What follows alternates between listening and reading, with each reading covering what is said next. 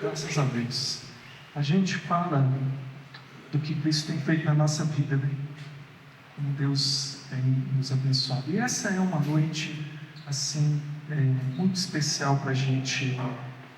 Estas noites de quinta-feira, semana passada também foi, e vão ser semanas, assim, noites muito especiais, porque falar de Apocalipse é falar de esperança.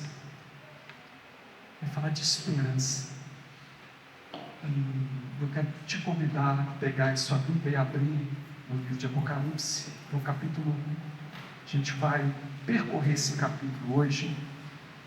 Hoje não tem material para você acompanhar, para você anotar, mas espero que você faça suas anotações, traga sempre aí seu papelzinho, né, para você poder anotar aquilo que você vai aprender aqui. Eu quero então fazer a leitura do capítulo 1 de Apocalipse com você agora. Nós vamos orar e vamos meditar naquilo que a gente estiver lendo. Apocalipse, capítulo 1. Encontrou? Vamos acompanhar essa leitura?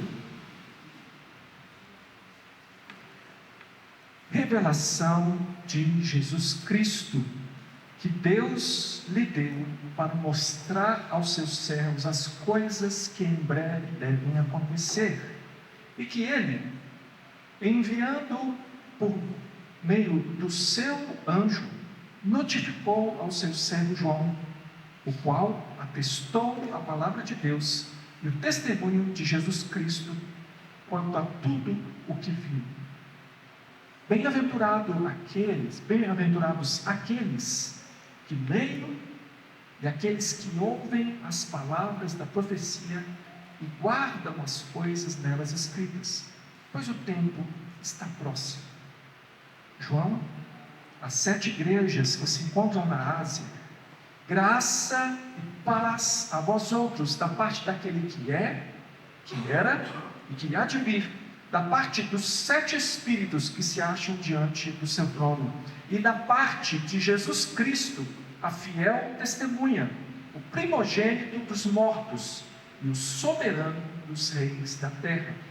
Aquele que nos ama e pelo seu sangue nos libertou dos nossos pecados e nos constituiu reino, sacerdotes para o seu Deus e Pai. A Ele a glória e o domínio pelos séculos dos séculos. Amém. Eis que vem com as nuvens, e todo olho o verá, até quantos o traspassaram, e todas as tribos da terra se lamentarão sobre ele, certamente. Amém. Eu sou o Alfa e o Ômega, diz o Senhor Deus, aquele que é, e que era, e que há de vir, o Todo-Poderoso. Eu, João, irmão vosso e companheiro na tribulação, no reino e na perseverança, em Jesus, achei-me na ilha chamada Patmos, por causa da palavra de Deus e do testemunho de Jesus. Achei-me em espírito no dia do Senhor, e ouvi por detrás de mim grande voz, como de trombeta, dizendo: o que vês, escreve em livro e manda às 7 igrejas: Éfeso, Esmirna, Pérgamo, Tiatira, Sardes, Filadélfia, Laodiceia.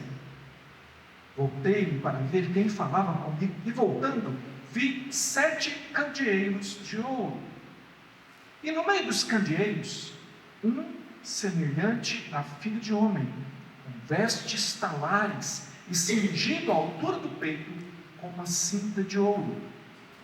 A sua cabeça e cabelos eram brancos como a alva lã, como neve, os olhos como chama de fogo, os pés semelhante ao bronze polido, como que refinado numa fornalha, a voz como voz de muitas águas. Tinha na mão direita 7 estrelas, e da boca saía-lhe uma afiada espada de 2 gumes. O seu rosto brilhava como o sol na sua força. Quando o vi, caí a seus pés como morto. Porém, ele pôs sobre mim a mão direita, dizendo: não temas, eu sou o primeiro e o último, e aquele que vive. Estive morto, mas eis que estou vivo pelos séculos dos séculos, e tenho as chaves da morte e do inferno. Escreve, pois, as coisas que viste, e as que são, e as que hão de acontecer depois destas. Quanto ao mistério das 7 estrelas que viste na minha mão direita, e os 7 candeeiros de ouro, as 7 estrelas são os anjos das 7 igrejas, e os 7 candeeiros são as 7 igrejas. Vamos fazer uma oração? Vamos pedir ao Senhor que nos dê esclarecimento. Senhor Deus, nós bendizemos o Teu nome, te agradecemos, Deus, porque este livro é um livro de revelação, é um livro de esclarecimento, não é um livro de enigmas, não é um livro de segredos, é um livro justamente daquilo que o Senhor revelou para os Teus filhos. E nós pedimos, Senhor Deus, que o Espírito do Senhor nessa noite nos dê a compreensão, ó Deus, que nós possamos ser edificados nessa palavra, fortalecidos no Senhor, e que essa palavra cumpra nas nossas vidas, na vida de cada pessoa aqui, aquele propósito que o Senhor tem. Obrigado, Senhor Deus, por cada pessoa que está aqui, porque os que aqui estão, Senhor Deus, eu tenho certeza, serão agraciados com a esperança que essa palavra produz no coração. Eu sei que o Senhor é bom. Obrigado, Senhor, por esse texto. Nós pedimos compreensão em nome de Jesus. Amém. Olha, eu me esqueci de orar pelas crianças. Se temos crianças aí, já foram, né? Pois é, irmãos, nós tivemos uma introdução na semana passada, falamos várias coisas, algumas eu vou relembrar aqui, outras não. Se você perdeu, você pode tentar encontrar lá no Facebook, a gente ainda tem lá no Facebook, mas em breve nós vamos ter também no nosso canal. Não perca nenhuma dessas aulas, vai ser uma bênção para a sua vida. Muito bem, o livro de Apocalipse, na semana passada eu mostrei aqui a vocês um quadro, o quadro estava numa folhinha assim, ó, e eu disse a vocês, o livro de Apocalipse não é um livro difícil de entender, ele é só diferente. Se nós entendermos essas diferenças de linguagem, a gente vai compreender. Eu gostei desse quadro, a gente ficou aqui pensando, o que é que a gente está vendo aqui nesse quadro, e as pessoas disseram muitas coisas, e puderam perceber, isso aqui é uma obra do Portinari, chama Retirantes, e a gente percebeu que a gente compreende uma mensagem que está aqui num quadro. Esse quadro, ele transmite uma mensagem, mesmo que não tenha nenhuma palavra escrita. O Apocalipse, ele é um texto diferente, porque ele é uma sequência de quadros, de imagens, de cenas, que todas se referem ao mesmo evento, à mesma sequência de eventos. E a gente tem 7 vezes os mesmos eventos sendo descritos. Então, nós temos no livro do Apocalipse 7 sessões, e eu falei sobre isso na semana passada. Agora nós vamos começar a entrar no texto mesmo, como lemos hoje o primeiro capítulo. Então são 7 sessões. Você tem ali nessas 7 cenas uma progressão também. Então você começa com uma apresentação, e essa apresentação vai crescendo. Então, por exemplo, a gente tem no início do livro o juízo final sendo apresentado, anunciado. Depois de anunciado, ele é descrito, e ao final você tem uma visão completa, mais precisa, mais ampla do juízo. Aí você tem o novo céu e nova terra, as promessas de salvação estão desde o princípio, mas é no final que você tem uma visão mais ampla e mais completa do quadro todo. Antes de começar a conversar com você sobre os versículos, eu ainda quero lembrar você que, para compreender o Apocalipse, nós precisamos entender que nós não podemos nos concentrar nos detalhes, mas sempre procurar ver um quadro mais amplo. É como, por exemplo, nas parábolas. Parábola é também um outro tipo de literatura, é uma história inventada que tem um sentido contido nela. Então Jesus contava muitas parábolas. Por exemplo, ele contou a parábola do samaritano. Aquela história não aconteceu de verdade, mas Jesus Cristo construiu uma história. E por que ele contou a parábola do samaritano? Porque a discussão era amar o próximo, e aí surgiu a pergunta: mas quem é o próximo? Quem é meu próximo? Aí Jesus, para responder a essa pergunta, quem é o meu próximo, a quem eu devo amar, a quem eu devo socorrer, abençoar, quem é esse próximo? Ele contou a história. E na história ele tem vários personagens. Uma pessoa foi assaltada, espancada, estava caída à beira do caminho, e passam ali alguns religiosos e não socorrem aquele que era um irmão. Eram outros filhos de Israel, judeus passados, e não ajudaram aquele que estava caído. Mas passou um samaritano e ele se compadeceu, parou, colocou o homem ferido sobre o seu animal, levou para uma hospedaria, ele pensou as feridas, ele pensou no pensamento, colocou remédio nas feridas, ele pagou a hospedagem, pediu que o moço tomasse conta e disse: quando eu voltar, se faltar alguma coisa, eu pago o restante, mas cuida dele aí. E qual que era o sentido dessa história toda? Demonstrar quem é o próximo. Então, quem é o próximo? A resposta é: o próximo é aquele que está perto de você. Não interessa se ele é da sua família, se ele é o irmão de Cristo, se ele é, não importa. E quem vai amar o próximo é aquele que realmente tomar a atitude para ajudá-lo.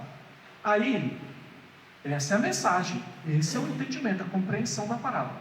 Aí alguém começa a perguntar assim: mas o que significa o animal que ele colocou em cima? E o que significa a hospedagem? E o que significam as duas moedas? Porque ele deu duas moedas, não foi uma, não foi três, por que será duas? E o que será que significa? E as pessoas ficam observando os detalhes que não são importantes, elas estão dentro da cena, mas o objetivo da parábola não é dizer o que significava um burrinho onde, sei lá, nem fala que é burro, um animal onde foi colocado o sujeito. E então, por que em Apocalipse existem tantas versões aí controversas? Porque as pessoas querem dizer o que significa o burrinho, quer dizer o que significa as duas moedas, quer dizer o que significa lá tem um gafanhoto lá, mas o que é o peitoral do gafanhoto? Que fala dos gafanhotos, tem uma cena que tem os gafanhotos, e aí o peitoral, tem isso, tem aquilo. A pessoa quer saber o que é o peitoral, o que é isso, o que é o... E aí ela perde a cena, ela perde o objetivo. Então, irmãos, a gente está começando hoje, eu queria lembrar você mais isso. Cuidado, essa interpretação assim, de querer dar significar para absolutamente tudo, é chamada de interpretação alegórica. Isso é invenção. A pessoa da cabeça dela fala: tive aqui um entendimento de Deus. Eu sei o que é isso.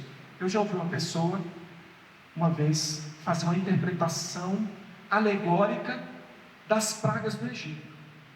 E aí a pessoa queria saber, por exemplo, o que é o piolho. Aí a pessoa falou assim: irmãos, eu tive muita dificuldade de ficar orando, pedindo a Deus para me dar entendimento do que era o piolho. Aí Deus me revelou, porque o que faz a cabeça coçar? Preocupação. Então os piolhos é preocupação. Irmão, invenção. Não tem nada disso. de que o significado dos piolhos lá nas pragas do Egito significa as preocupações.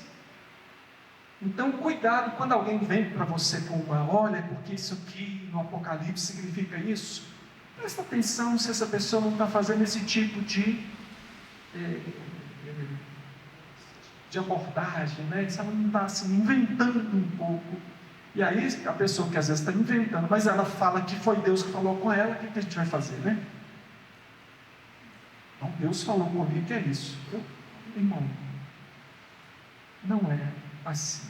Então Deus fala uma coisa para cada um vai entender uma coisa? Não é. Por isso que esse livro se chama Apocalipse, significa revelação. Essa palavra significa isso. Deus, então, ele está nos dando entendimento assim, da sua palavra. Então, sim, é um livro cheio de símbolos. O que são esses símbolos?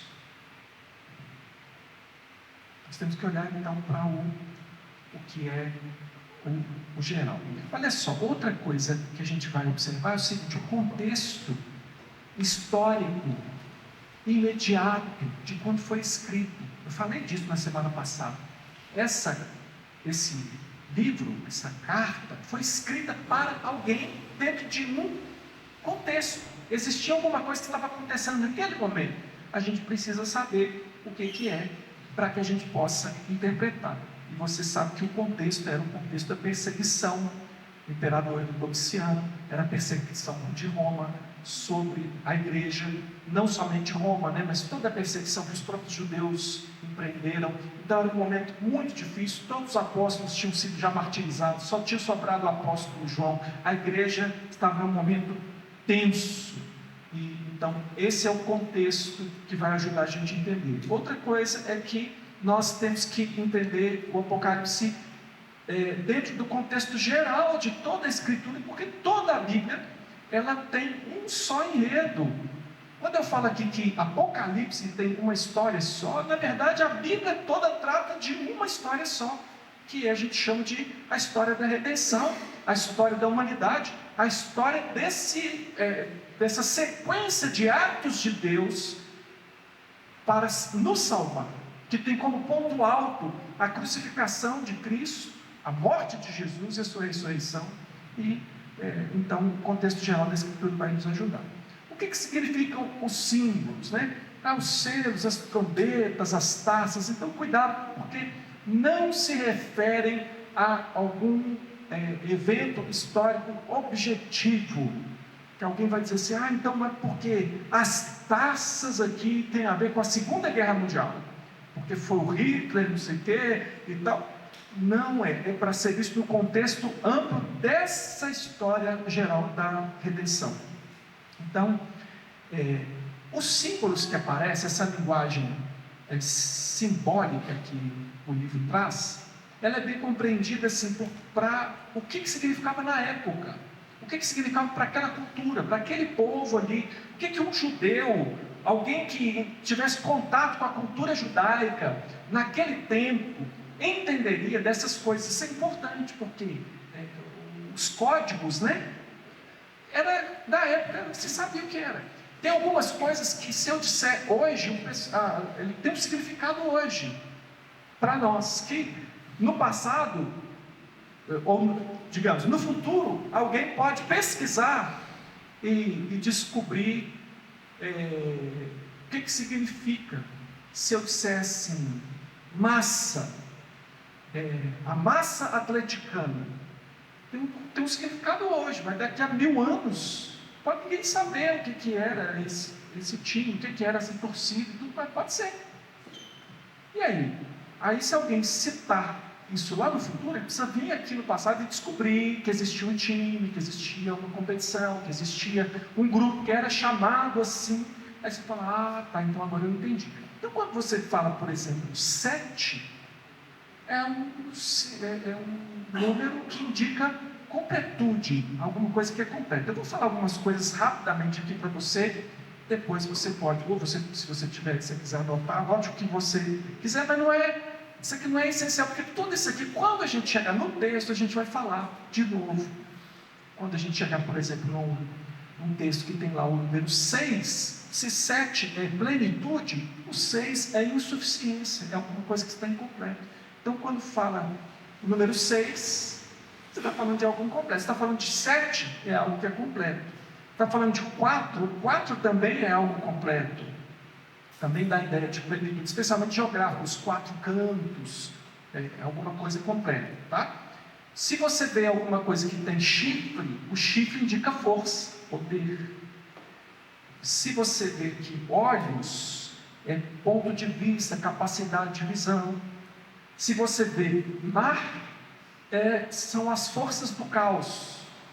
Se você vê criaturas viventes, você vai saber que isso se refere a poder ou poderes imperiais. Se você vê vestes brancas, você sabe que está falando de pureza. Se você vê terremotos, você sabe que está falando de eventos devastadores. Se você vê o número 1000, quer dizer, muitos.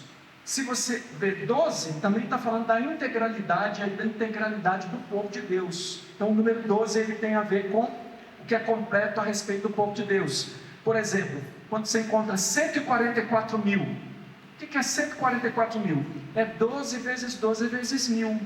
Então aquilo que é como se fosse plenitude vezes muitos, quer dizer, a totalidade do povo de Deus. Porque o pessoal fica discutindo, mas tem 144 mil que estão lá no monte com Jesus e o resto?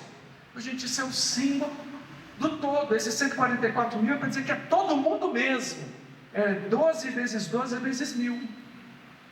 Se você vê arco-íris, você está falando da aliança de fé e graça. Se você vê lá virgindade, porque estes são castos, não se contaminaram com mulheres e tal. Primeiro, está falando só de homens, não se contaminaram com mulheres, mas gente, o sexo contamina. Gente, calma, não, quando está falando de virgindade, está falando só de fidelidade a Deus. Porque quando fala de adultério, está falando de infidelidades, é uma linguagem simbólica.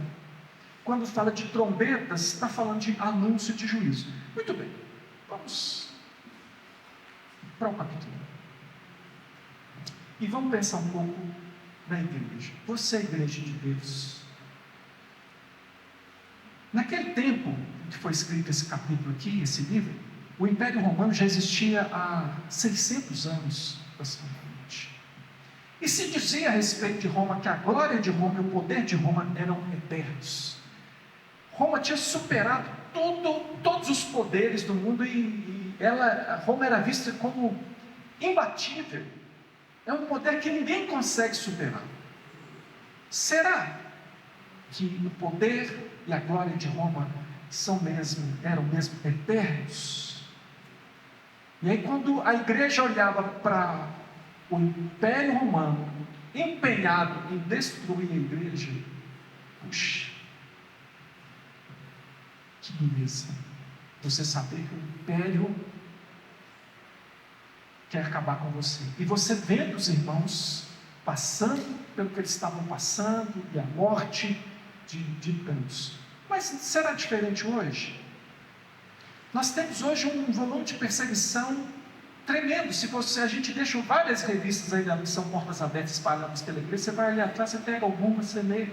Se você tem contato com as notícias da perseguição aos crentes hoje, em números absolutos, a perseguição hoje é maior do que naquele tempo. A gente fala também das dificuldades, outros tipos de perseguição que a igreja sofre. A igreja no mundo está sofrendo hoje, tremendamente. Nós sofremos assim, uma perseguição, e na medida que a gente for estudando Apocalipse, você vai entender os diversos tipos de perseguição. Apocalipse vai mostrar como é que se organizam as diferentes perseguições contra a igreja. Nós temos uma perseguição interna solapando a igreja.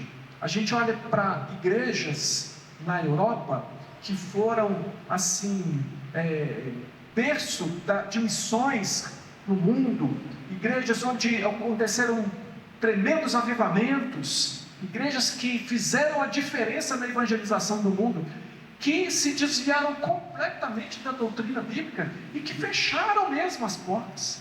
Que à medida que foram abandonando, misturando, aceitando tudo, misturando tudo ali, acabou que não perdeu o sentido. Há muitos templos na Europa hoje, grandes, que hoje são bares, se tornaram lojas, se tornaram outras coisas, porque não tem mais um povo se reunindo ali. A gente encontra dificuldades grandes. A gente fez uma viagem agora para a Argentina, eu conversei com um pastor lá, e ele me falava da grande dificuldade de conseguir liderança masculina. As pessoas não querem ser líderes, não querem liderar na casa de Deus. Então, uma tremenda dificuldade, a igreja lá assim, reduzindo, diminuindo, porque as pessoas não querem, e é a apostasia que vai chegando. Há outras forças também operando. Então eu ali, sabendo, por exemplo, eu conheço as dificuldades que nós temos aqui no Brasil, e nós também temos várias dificuldades aqui, seja na igreja local, conhecendo o contexto da igreja. Aí eu converso com o pastor e ele está me relatando as dificuldades que ele está vivendo lá, e eu vejo que, pelo menos naquela igreja local, o problema é ainda mais grave, e aponta, se não houver graça e misericórdia da parte do Senhor, aponta para o caminho que tomaram igrejas na Europa a fechar. Perseguição. Então, naquele momento, a igreja perguntava: será que a igreja tem futuro? Você olhando para o cenário da Europa hoje, um continente secularizado, você pergunta: será que tem futuro a igreja na Europa? Você olha para os Estados Unidos, como que está a sociedade americana, será que tem futuro lá? Você olha para as coisas que têm acontecido aqui, será que a igreja tem futuro? Então, a igreja é atribulada sempre. Nós estamos passando por tribulações e vamos enfrentar severas tribulações. Então, esse livro é para nós, é para que a gente possa receber então uma mensagem de Deus para lidar com essa realidade. A realidade é que parece, e naquele tempo parecia, você já teve essa impressão de que parece que nós estamos sempre do lado errado da história? Nós estamos sempre do lado que vai levar pedrada, sempre do lado que é politicamente incorreto, sempre do lado mais vulnerável. Parece que sempre mexe, para onde vai, sobre que grupo vai se abater a perseguição? Os crentes. Não parece que... E era essa impressão que de repente os crentes estavam tendo. Parece que a igreja vai acabar. Quantas vezes nós somos oprimidos? Você nunca se sentiu oprimido a desanimar da sua fé? Gente, não tem jeito. Parece que a gente não consegue romper. E os crentes estavam vendo isso lá, eles estavam oprimidos. Aquela coisa que em algum momento você vai ver no Apocalipse, as almas daqueles que foram martirizados clamando debaixo do altar: até quando, Senhor, não julgas e nem vingas o nosso sangue daqueles que habitam sobre a terra? É meio que às vezes a gente fala assim: até quando nós vamos suportar? Então, Apocalipse é uma resposta de consolo que revela a realidade. A realidade não é aquilo que é aparente, a realidade é aquilo que Jesus Cristo traz para a nossa compreensão. Então, essa é a revelação de Jesus Cristo. Jesus Cristo vem e revela, desvelar, tirar o véu, e ele tira o véu de sobre a história do mundo, e ele demonstra como que de fato ele está no controle de todas as coisas. Então ele vai chegar para João, aquele homem que está passando por aquele sofrimento e que conhece o sofrimento da igreja, e vai revelar para ele. Então é interessante porque você vê aqui que é uma revelação de Deus, e ela passa, tem como que uma cadeia ali passa para um, que passa para outro, que passa para outro. É a revelação que Deus deu a Jesus, que por meio do seu anjo entregou a João para que tornasse conhecido de toda a igreja. Você vê essa sequência aqui, nos primeiros versículos. Estou tratando aqui dos versículos 1 a 3. Então, é uma comunicação direta. Eu quero destacar aqui algo para o seu coração aqui, que é o versículo 3, que diz: bem-aventurados aqueles que leem e aqueles que ouvem as palavras da profecia e guardam as coisas nelas escritas, pois o tempo está próximo. Bem-aventurado é feliz, bem-aventurado é pleno, bem-aventurado é aquele que pode dizer assim, é a palavra, a expressão bíblica para a plenitude da bênção de Deus. É bem-aventurado aquele que lê, aquele que ouve e aquele que guarda aquilo que está escrito. E essa pessoa é você. Você é um privilegiado nessa noite, porque você ouve, você lê, você ouve, e pela graça do Senhor Jesus, pela operação do Espírito Santo, você vai guardar essas palavras e elas vão abençoar a sua vida. Essa esperança, ela aparece forte aqui na saudação que você vê dos versículos 4 até 6. Aqui, a saudação é graça e paz. E tem um peso tremendo essa saudação aqui. Porque graça, vocês lembram aqui? João é uma série de igrejas que se encontram na Ásia.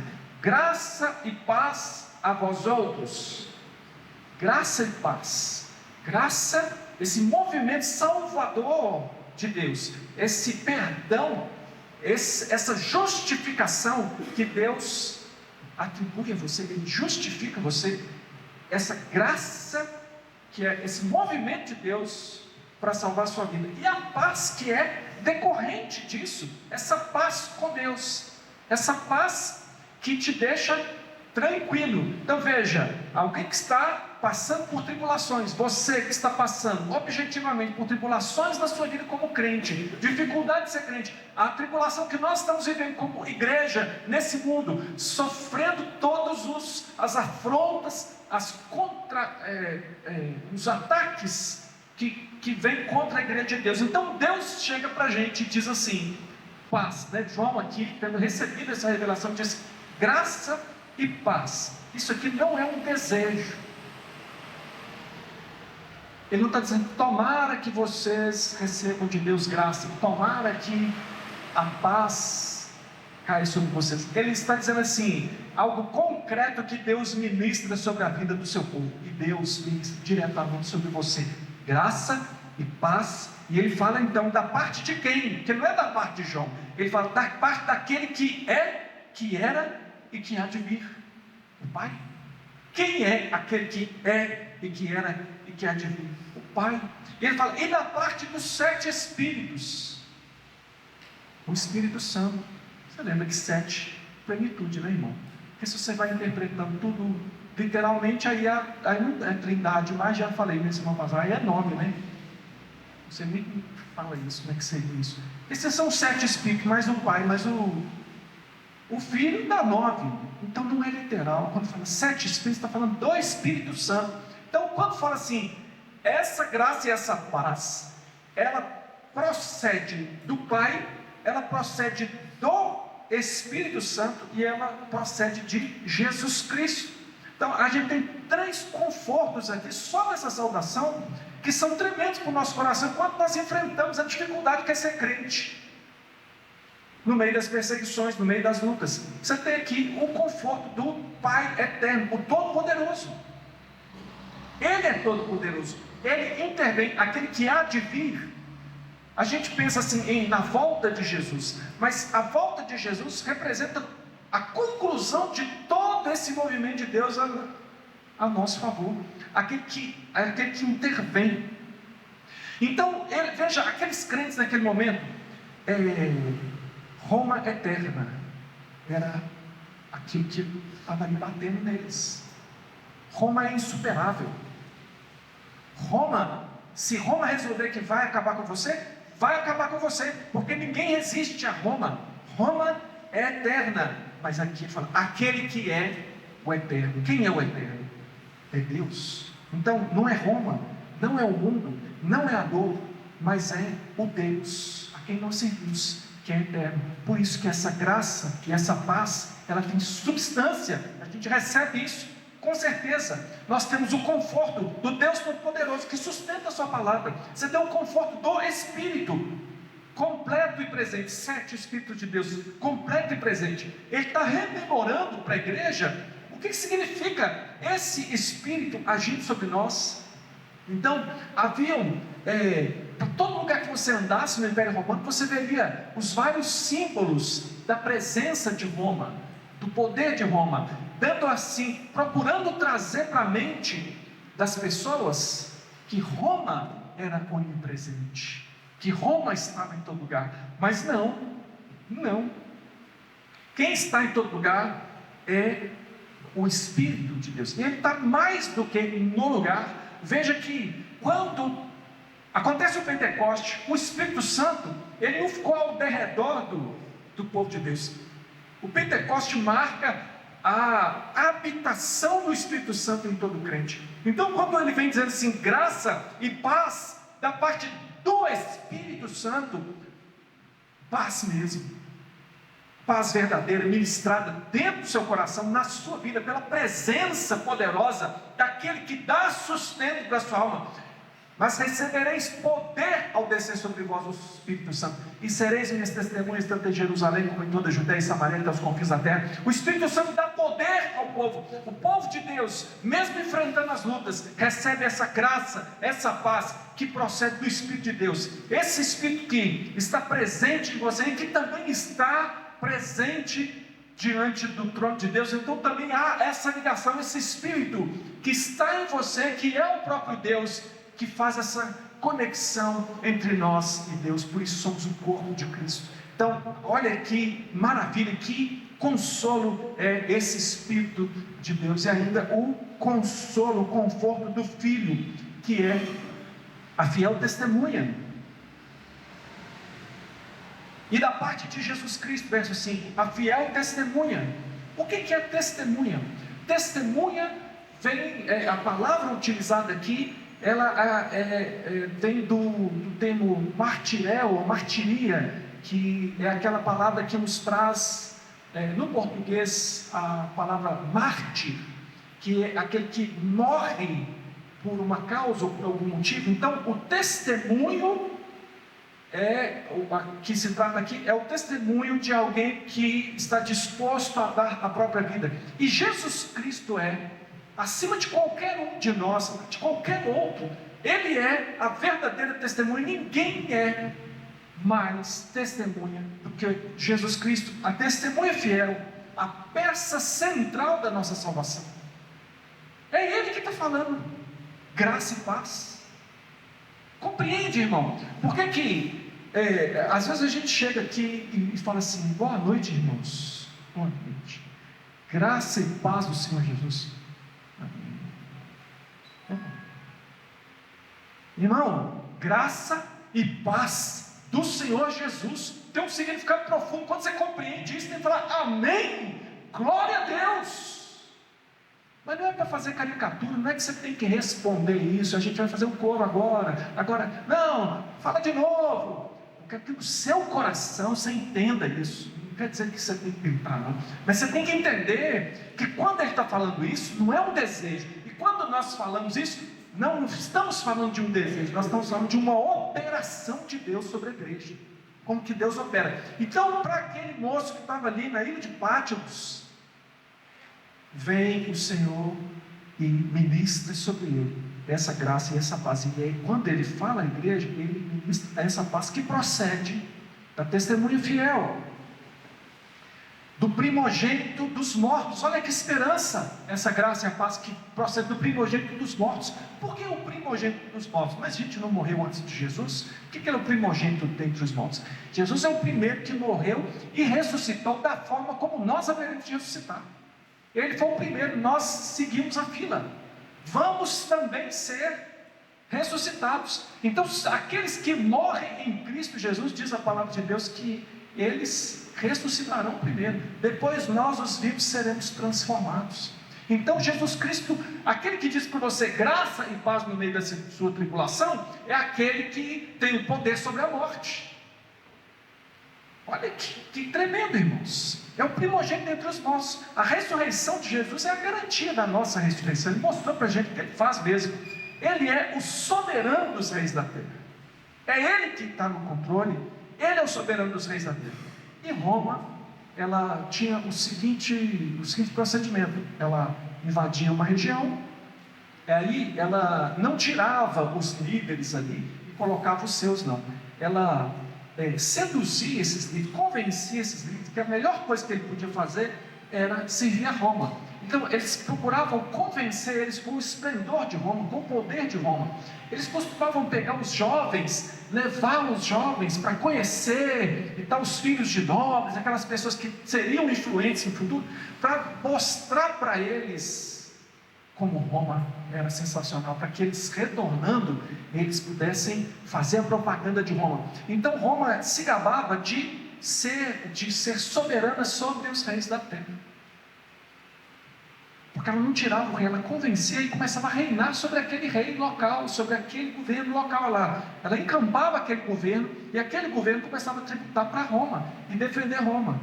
Mas o verdadeiro soberano dos reis da terra é o Senhor Jesus Cristo. Ele é aquele que vai ser apresentado em todo esse livro, e ele é aquele que, na sua morte e ressurreição, demonstrou poder pleno. Ele é de fato um soberano sobre os governantes da terra. Então, a verdade a respeito disso, da morte e da ressurreição de Cristo, é concreta, não é uma ideia, não é um convencimento dos reis da terra. O Senhor Jesus de fato governa. Então, essa verdade, ela evoca ali uma resposta de adoração. Veja aqui, aquele que nos ama, aqui começa um movimento de adoração. Você vai ver que é um movimento de adoração. A quem ele vai adorar? Porque aqui vai vir uma adoração. Aquele que nos ama e pelo seu sangue nos libertou dos nossos pecados e nos constituiu reino, sacerdotes para o seu Deus e Pai. A Ele a glória e o domínio pelos séculos dos séculos. Amém. Olha, essa verdade toda, dessa graça e paz que procede do Pai, do Filho e do Espírito Santo, ela traz aqui, evoca essa adoração que é prestada aqui. Então, esse Jesus que é a fiel testemunha, ele é aquele que nos ama. E o amor é concreto. Ele nos amou quando Ele nos criou. Ele nos amou quando Ele nos resgatou. É aquele que nos ama. E é aquele que pelo seu sangue nos libertou dos nossos pecados. E isso aqui, irmãos, precisa ser enfatizado. Precisa ser enfatizado. Por quê? Porque no amor de Cristo Ele pagou pelos nossos pecados. Pelo seu sangue Ele nos libertou dos nossos pecados. Está escrito aqui, nos libertou dos nossos pecados. Não podemos viver mais como escravos do pecado. Aí eu fico insistindo, né? O que é o poder do Espírito Santo? Uma criança uma vez falou para o pai dele assim, que ele quer ser: meu pai, eu quero ser cheio do Espírito Santo. Eu quero ter o poder do Espírito Santo. Aí o pai perguntou: e o que vai acontecer com você, meu filho, quando você tiver o poder do Espírito Santo? Vai sair foguinhos da minha mão. A infantilidade. Poder para quê, irmão? Não, eu quero ser cheio do Espírito Santo, eu quero poder para vencer o pecado. Porque fazer descer fogo do céu, Satanás também faz. Quero ver poder para obedecer a Deus, para andar no caminho de Deus. Poder para fazer o fogo descer e não andar no caminho do Senhor. Isso é mentira. Isso é engano de Satanás, porque ele se faz até de anjo de luz. O poder, aqui está declarado, poder para vencer o pecado, irmão, caladinho que seja, vencendo o pecado, glorificando a Jesus com a nossa vida. É isso que nós temos que buscar. Esse é o verdadeiro poder. Poder para não ser escravo do pecado. Não é o pecado que vai mandar na nossa vida. Não é isso. Então, Ele nos ama, Ele pelo seu sangue nos libertou, e Ele nos constituiu. Irmão, Ele não te convidou, Ele te constituiu. É um ato do rei. Ele constituiu você reino e sacerdote para o seu Deus e Pai. A Ele a glória e o domínio. Então, Ele nos constitui. É isso que, desde que eu assumi o pastorado dessa igreja, estou tentando e lutando, e agora nós estamos numa empreitada aí, né, forte nesse ano, para levar você a entender o que é reino, quem é o rei, que nós somos reino de sacerdotes para o Deus e Pai. Por isso que todas as nossas pregações, ensinos desse semestre estão relacionadas com o reino. A Ele a glória pelos séculos dos séculos. Verso 7 diz assim: eis que vem com as nuvens, e todo olho o verá, até quantos o traspassaram, e todas as tribos da terra se lamentarão sobre ele. Certamente, amém, ele há de vir, e todos o verão, não importa se são aqueles que são seus inimigos, ele vai vir na sua plenitude, e todos o verão. Então, este que eu acabei de apresentar a você, é aquele que dirige-se à igreja, e aqui nós temos aqui as 7 igrejas. 7 é o quê? Plenitude. Então 7 igrejas são todas as igrejas, em todos os tempos. Ele dirige-se à sua igreja. Você é a igreja de Jesus? Esse que eu descrevi para você, vira para você e diz assim: graça e paz sobre você. Você está entendendo? Irmão, tem que aprumar o peito assim, ó, e sair de cabeça erguida, no meio das tribulações, no meio das pedradas, no meio dos problemas, no meio da doença, no meio da dificuldade, no meio do que for, porque nosso Deus é um Deus de graça e paz sobre nós. Vem juízo por aí, não sobre os eleitos, não sobre aqueles que foram amados por Deus, porque aquele que nos ama e com o seu sangue fez tudo isso por nós. Por isso, irmãos, só a saudação aqui, não precisava nem descrever o resto não, já era suficiente para levantar a cabeça e enfrentar Roma, enfrentar o mundo, enfrentar as dificuldades, enfrentar a apostasia. Que apostar tem quem tiver que apostatar, mas pela graça e misericórdia do Senhor, os de Deus vão permanecer. O remanescente fiel é fiel porque Deus é fiel, e Ele vai nos dar graça para permanecer até o fim, irmão, porque aquele que perseverar até o fim, esse será salvo. Puxa vida, como eu vou perseverar até o fim? Porque Deus nos dá a perseverança, porque Jesus Cristo não está passivo nessa história. Deus não está passivo nessa história. Ele é aquele que é, e que era, e que há de vir. É o Deus que age. É por isso que nós temos consolo e força, poder para viver e para encarar o que for. Então, as 7 igrejas, versículo 4 e versículo 11, vai falar dessas 7 igrejas, vai dar o nome delas, mas na semana que vem você vai ouvir mais delas. Então a conclusão que a gente tem desse quadro inicial aqui, é que apesar do sofrimento, definitivamente nós não estamos do lado errado da história, nós estamos do lado certo da história. Apesar de tudo parecer contrário, nós estamos do lado certo. E aí nós vamos ver aqui, os versos 9, 10 e 11, vão confirmar para a gente mais ainda isso. Porque aqui diz: eu, João, irmão vosso e companheiro na tribulação, no reino, na perseverança em Jesus, achei na ilha chamada de Patmos, por causa da palavra de Deus e do testemunho de Jesus. Achei-me em espírito no dia do Senhor, e ouvi por detrás de mim grande voz, como de trombeta, dizendo: o que vês, escreve um livro e manda às 7 igrejas: Éfeso, Esmirna, Pérgamo, Tiatira, Sardes, Filadélfia, Laodiceia. Então, João está dizendo: eu sou companheiro de vocês. Companheiro do quê? Companheiro da tribulação.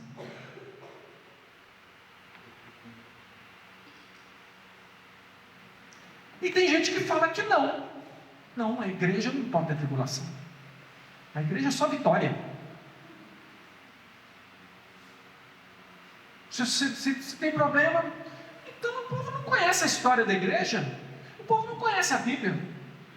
João não tem problema em dizer: sou companheiro de vocês na tribulação e no reino, e na perseverança em Jesus no meio da tribulação.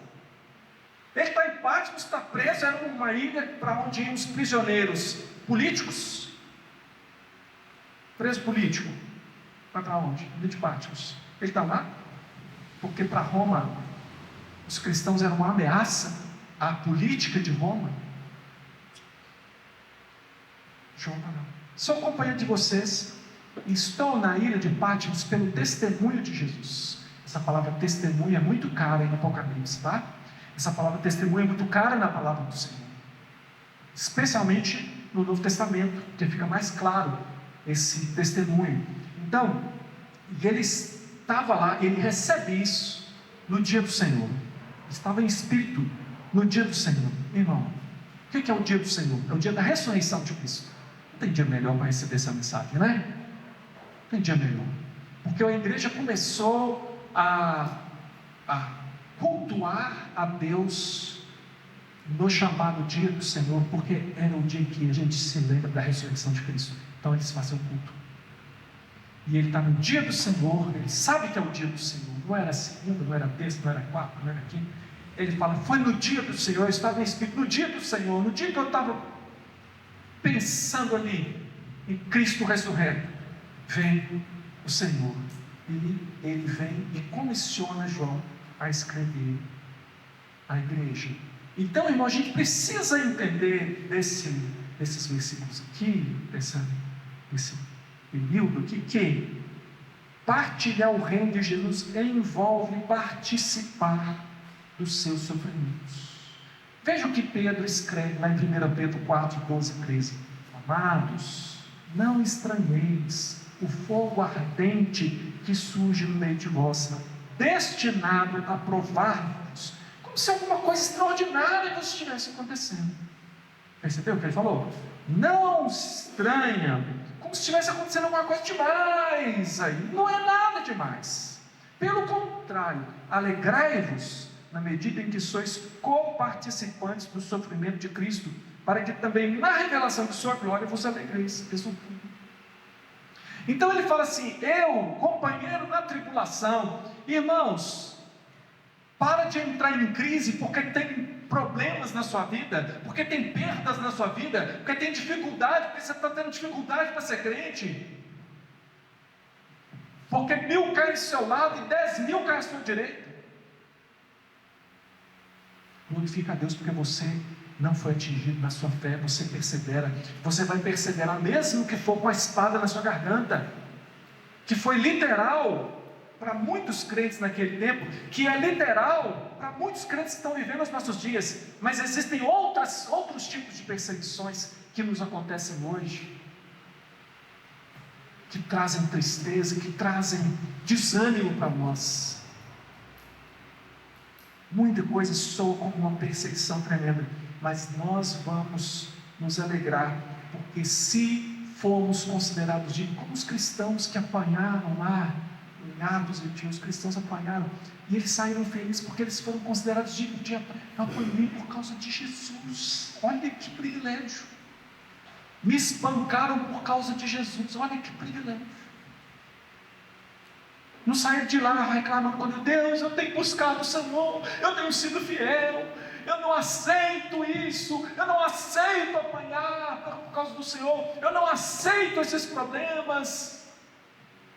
E aí vem alguém ensinar como é que você faz. Então você amarra, você expulsa, você quebra, você rejeita, você determina, você não sei o quê.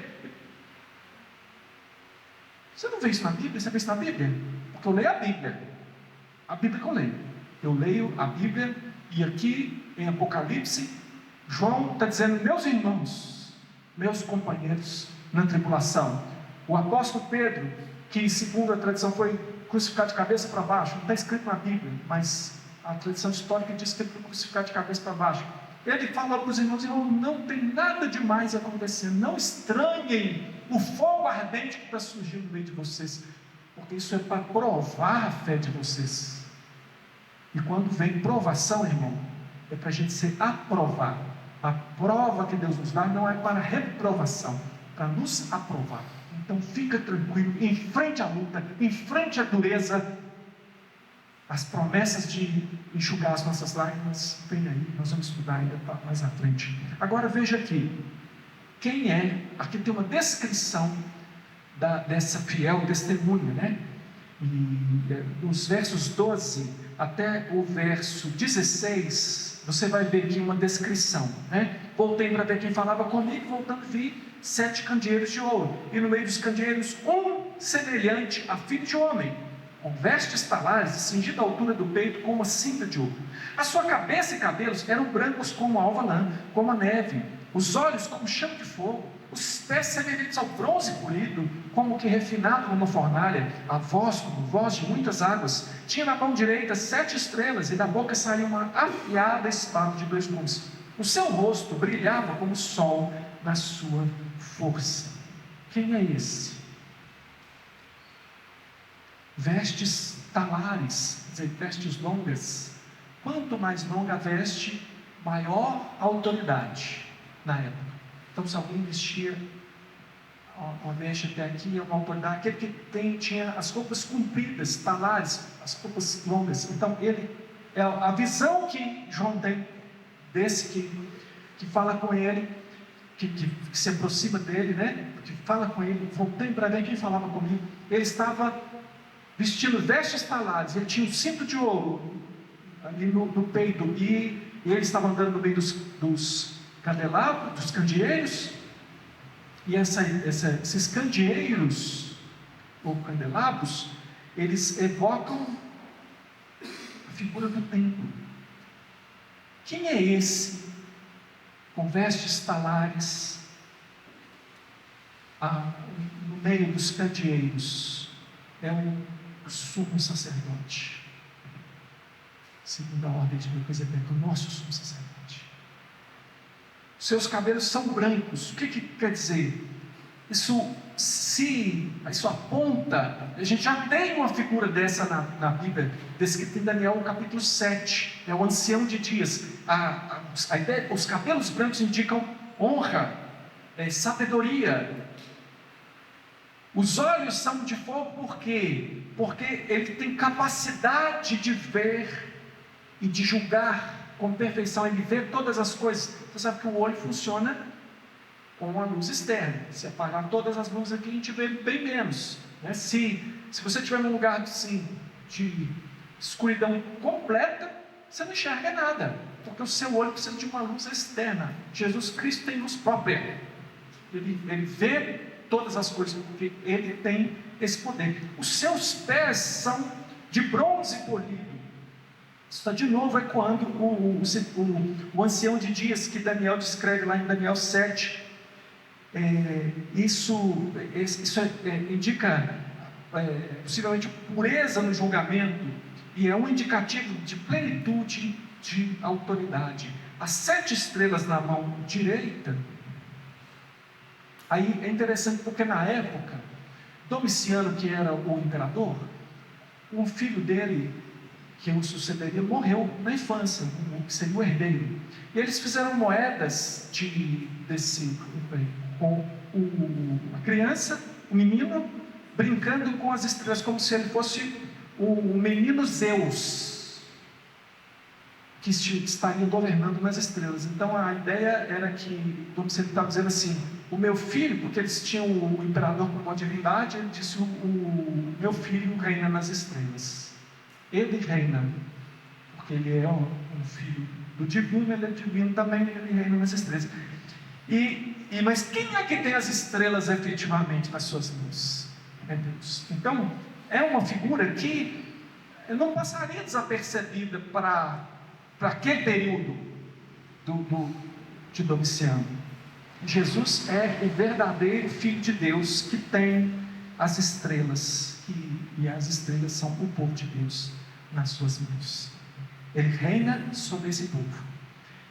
A espada é o poder de julgar, e essa espada de 2 gumes porque tanto é aquela que julga, como também é aquela que salva, é aquela que fere, mas também é que cura. E a sua face é como o sol. A gente tem essa descrição também em Daniel capítulo 10. Você pode depois leia, por favor. Leia Daniel capítulo 7 e leia Daniel capítulo 10. Você vai ver que em Daniel você tem também figuras parecidas com as figuras que a gente encontra no Apocalipse, descrevendo também o futuro do povo de Deus lá no Antigo Testamento. Então, A gente tem ali essa face como o sol aparecendo no meio de Deus. E aí, os versos 17 a 20, a gente tem assim, vamos pensar um pouco aqui na reação de João, e vamos pensar, quem sabe, um pouco também na nossa própria reação diante da revelação que a gente é colocado diante dela aqui, essa revelação de Jesus Cristo. O que acontece com João? Ele diz assim: caí como morto.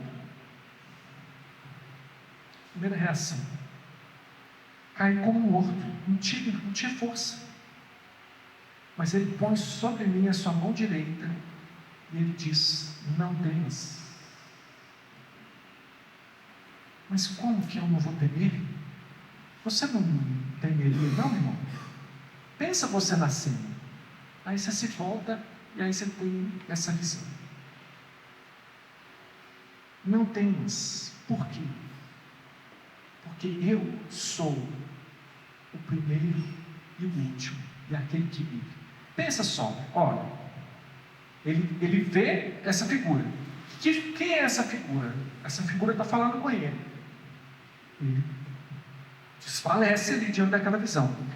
Eu sou o primeiro e o último, e aquele que vive. Quem é esse?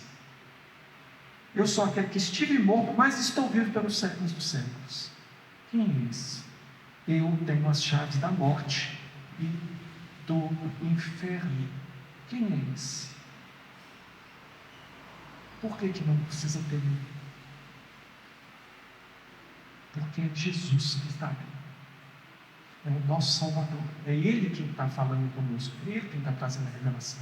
A aparência dele, a figura, é figurado, né, irmão? Você imagina aí, você chega no céu, Jesus com uma espada saindo da boca dele, o olho está pegando fogo e tal. Dá medo, né? Gente, isso é figurado. Tá? Isso é uma figuração. Isso tem um significado que a gente já falou aqui. Então, ele é aquele que tem as chaves da morte. Alguém pode abrir aí Isaías 22, 22?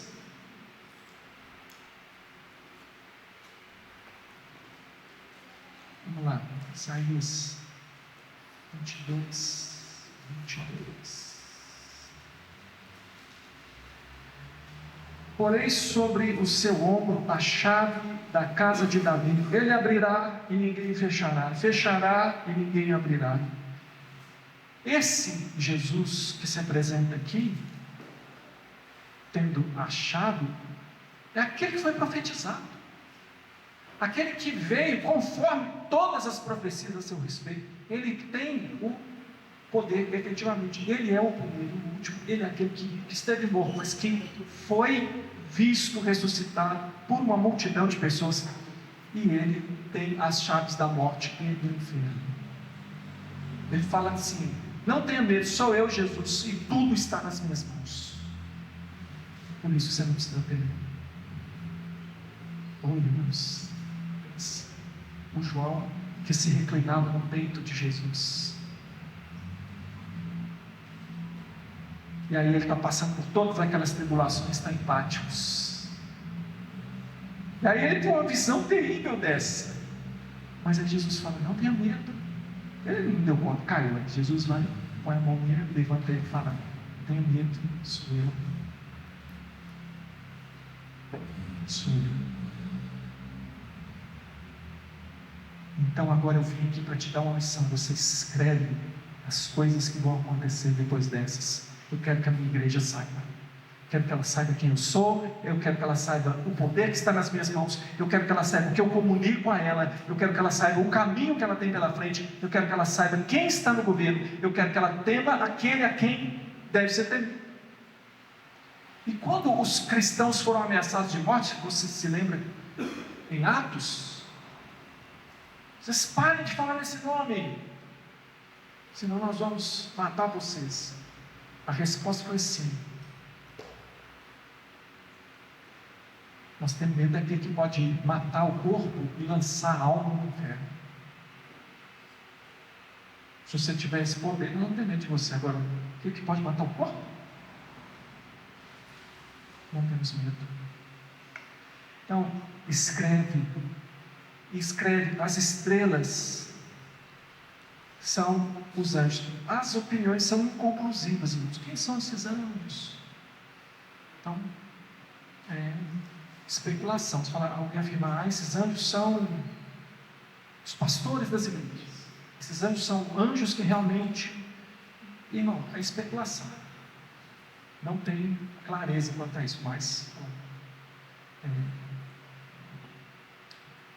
os candeeiros são as igrejas. Então, para a gente terminar nossa reflexão aqui, pensar um pouquinho, aplicar na nossa vida.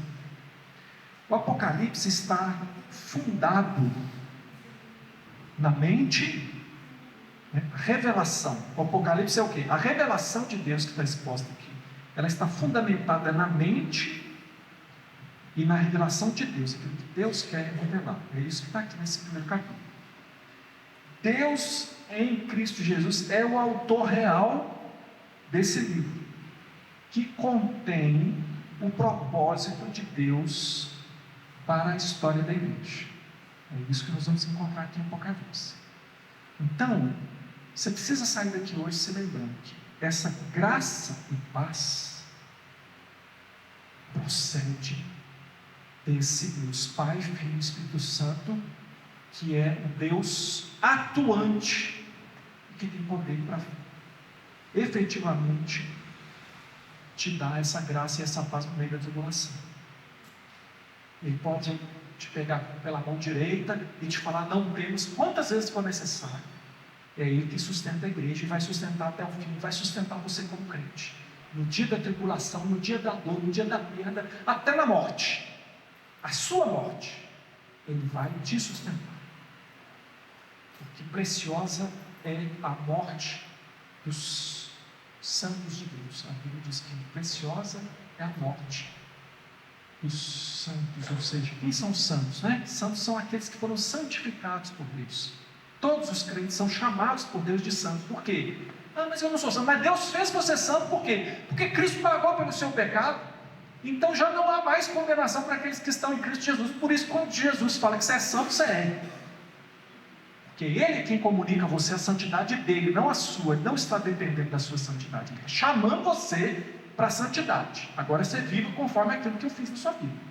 Mas eu é que fiz e eu é que faço. Nos constituiu reino. Nós temos que entender o reino de Deus. Nós temos que entender o nosso lugar no reino de Deus. Nós temos que entender que nós somos um reino de sacerdotes. Porque são duas figuras que nós precisamos compreender. Cristo é o sumo sacerdote, nós somos sacerdotes, um reino de sacerdotes, que era o propósito original de Deus para Israel. Ele falou, vocês serão uma nação de sacerdotes. Israel obedeceu, seguiu? Não, por quê? Porque não era possível mesmo, porque sem a ação do Espírito Santo não adiantava a letra, não adiantava a lei escrita. A lei era boa, os judeus concordavam com a lei, mas o coração estava desviado de Deus.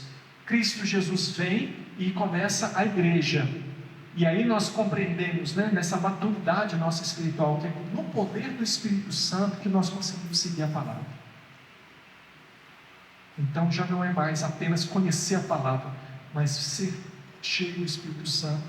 Andai em Espírito e não satisfareis as concupiscências da carne. Andar no Espírito é o que nós temos que fazer como sacerdotes.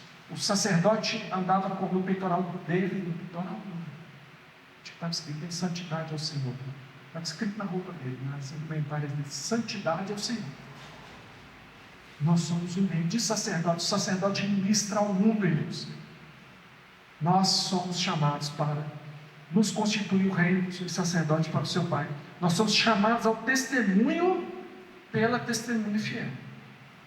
A quem seja a glória e o domínio pelos séculos dos séculos. Ele há de vir e todos o verão, inclusive os que o transpassaram. Então nós temos que tomar uma posição firme na nossa vida como crentes.